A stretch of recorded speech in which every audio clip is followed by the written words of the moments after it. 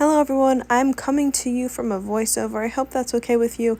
I can't imagine talking through this entire video, which actually originally was an hour long, and I have sped it up so that you didn't have to watch an hour of this. Even though I bet you some of you would be nice enough to, I just understand that that's not realistic. So right now I have already cleaned the tub and prepped it for Franklin's bath. As you can see, his bath has already started, but prior to this, I cleaned out the tub and then filled it with water once and then let it drain, and then I filled it with water again.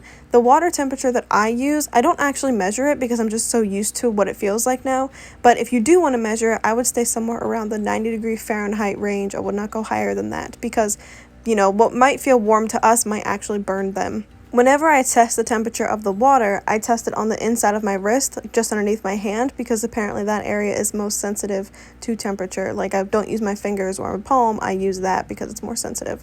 So Franklin originally just goes in the bath, he's chill. He already pooped this day, so he's not going to poop in the sink, but that does happen. And also you can use baths as a way to get your bearded dragon to poop if it's not pooping. But again, that's a whole other topic for a whole other day. This is just a nice spa day. So right now I am cleaning poop off of Franklin because Franklin is a sloppy boy and he manages pretty much every single time he poops to run his way back through it. And if you don't know anything about bearded dragons, their poop is nasty. Oh my god, it's nasty and it's huge. So basically what I do is I take a toothbrush and I very gently rub the direction of his scales to get little flecks of poop off that may have gotten stuck to his body.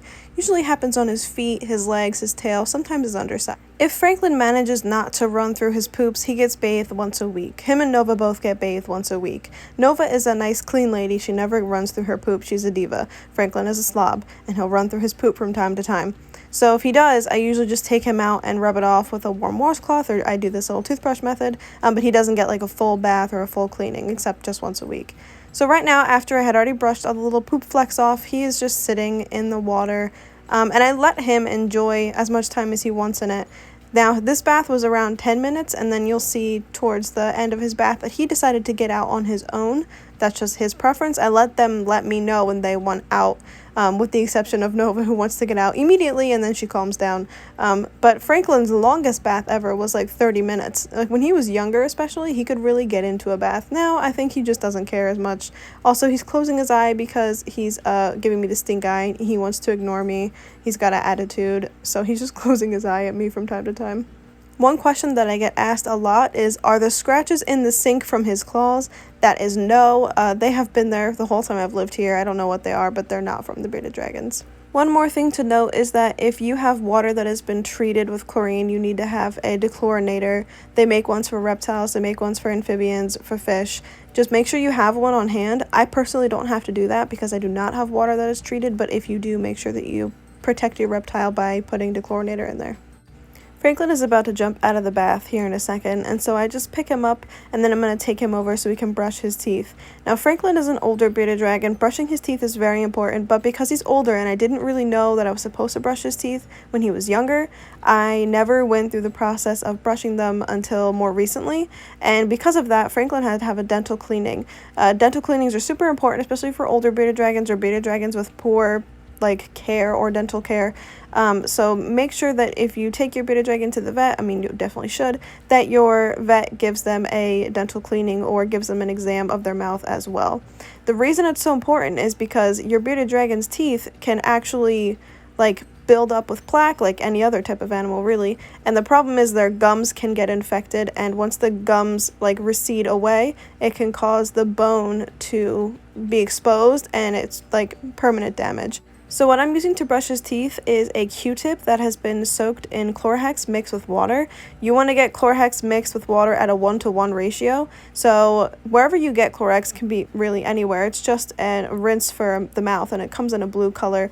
And I actually got it from my vet because of Nova. When I took her to the vet, she had a little bit of gum irritation. The vet prescribed it to me, and then I saw other people, this is how they brush their bearded dragon's teeth. So I was like, I should be doing this for my bearded dragons as well. I basically take the Q-tip and rub it along his gum and teeth line, and in order to get into his mouth, I just pull his lower lip line back a little bit. It's not challenging, but your bearded dragon can definitely put up some fuss. When it's diluted, it's completely harmless to your reptile, so don't worry about that. And also, make sure that what you're doing is extremely gentle. These are delicate creatures. We have big hands, so just make sure that you are being aware of the amount of pressure you're putting on your bearded dragon. And now it is Miss Nova's turn. As you can see, she puts up a little bit of fuss in the beginning. That's actually something that she always does, and she fussed a lot more when she was younger, but now she's more tolerant of baths. Especially like when she first came out of brumation, she really had to poop. She would only poop like little poops here and there, and I was like, girl, I know you got more than that. So I gave her a bath, and after like a little while, it just all came out of her at once, and it was like 3 times the size of a normal poop. It was insane. But I think that's just brumation. She was down for a month and a half. She came out. Her digestive process was still pretty slow. But, now she's pooping all on her own. Very normal. In fact, the day of this video, both her and Franklin had pooped. And then I had to run away and clean it up while I was bathing them. But yeah, so there's no poop in this video. Sometimes people get excited by seeing a bearded dragon poop in the sink. I personally enjoy it just because I don't have to clean it up. But yeah, there's not going to be any of that in this video. There's not much to say about Nova, so I'm going to let the music play, and then I'll come back when it's time to clip her nails and brush her teeth.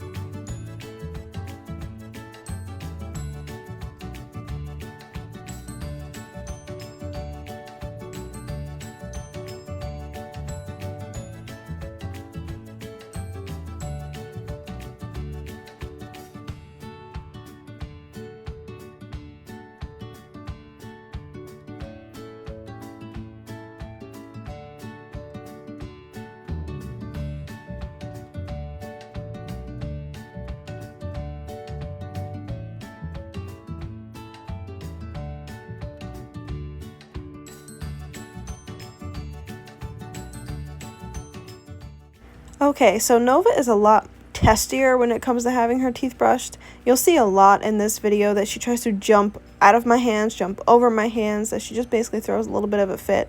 And I think it's just because she's younger and she's more of a diva, so she throws fits about everything, which is fine by me. I appreciate her for who she is. So again, with her and with any bearded dragon, you want to have a gentle hand. Anytime she starts jumping, I just pull away, let her do her thing, let her figure herself out, and then get back to business. So same thing with Franklin. I like to go down her jaw and tooth line, both her upper and lower jaw, and then I like to do that on both sides twice, and then she's done. Okay, here in this clip you're about to see, I cut her nail and I slowed it down so you could see the comparison, but you'll see there's a notch on one of her nails, and then the one I cut, that notch is gone. That is how far you want to go when you're cutting your bearded dragon's nails. Franklin never needs his trimmed. I don't know what it is, but he keeps them trimmed by running around. She does not. Hers get long. Again, she's a diva. As you can see, she's opening and closing her mouth because she's like, bleh, because she doesn't like the Clorox. But for some reason, when it comes to trimming her nails, she's like totally fine with it and doesn't give me a hard time. So I just go around and trim all of the toes on her front 2 feet and then her back 2 feet. Again, I stop at that notch, because they have a nerve ending in their toe. If you hit it, it will bleed. So then next, I take a little file and I just gently file that tip, because when you first clip them, oh my god, are they sharp? So I just file it down just a tiny bit, just for like a split second, just so that I can make it a little bit softer so it doesn't hurt me. I don't trim her nails every time I bathe her. I don't even trim her nails like once a month. Her nails don't need it that often. I'm going to say it's probably just going to have to be up to you about how often you trim your bearded dragon's nails, because I bet each bearded dragon is going to be different based on its activity level, based on its enclosure, things like that. Basically, don't cut them too short. Don't leave them long. Their nails can get snagged or they could bleed both ways, so you just want to be careful. And there she goes. She's all done. And now I'm going to cut and make them their salad. So this is a carrot that I just washed. I'm going to chop it up and then I'm going to put it on their plate. They don't get carrot every day. In fact, they don't get every single thing you'll see on this plate every day. But today I was like, we're going to make a nice special salad with lots of variety. Because I did put them through, I guess, what they might consider to be a very annoying ordeal. The only thing about giving them variety is that they're both a little bit picky. So like Franklin will eat certain things, Nova will eat certain things. They both won't eat the same things, but they both will eat their greens. I'm very thankful for that. So they have a tendency to pick around all these little things and just eat their greens, which is kind of annoying because I go through all this effort and make this beautiful salad, and they're just like, no, we just want the greens. But Franklin will eat broccoli and peas. Nova will eat pepper, and she'll eat fruits. He'll eat fruits too. But yeah, they can be a little bit picky. Like usually they'll just eat 1 or 2 pieces of a squash or a carrot, and Nova will refuse broccoli. So now I'm cutting up some collard greens. I typically prefer not to get them like already sliced in a bag, but because of coronavirus, there's just not that many options available, so I just had to go with what I could find. So I have collard greens from a bag, and like I said, usually I like to get them in their full leafy form and then just cut them myself because they last longer. But yeah, there are their salads, and I'm gonna go walk them over to them. And here's Franklin's. I don't actually have dishes for them, I just have plates. I need to buy dishes still, so don't come for me. And here's Nova's. And this is how he eats, like laying in his food, which I think is a big mood. But yeah, that's everything.